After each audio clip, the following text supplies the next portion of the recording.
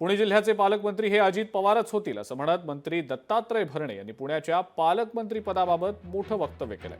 महायुती पालकमंत्री पदाबाबत रस्सीखेच असताना दत्तात्रय भरणे यांनी पुण्याच्या पालकमंत्री पदाबाबत सुतोवाच केलंय। पुण्याचं पालकमंत्रीपद अजित पवारांनाच मिळणार की इतर कोणाला मिळणार हे पाहणं महत्त्वाचं असेल।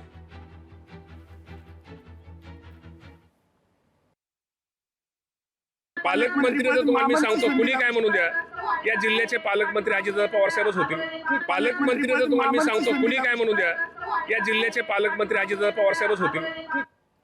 दरम्यान पालकमंत्री पदाचा तिढा नेमका केव्हा सुटणार याबाबत मंत्री भरत गोगावले यांनी काय भाष्य केलंय आपण ते देखील पाहूया।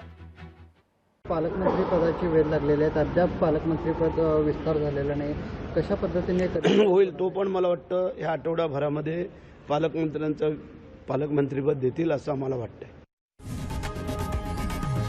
लोकशाही मराठी ऐका, पहा, जागरूक रहा।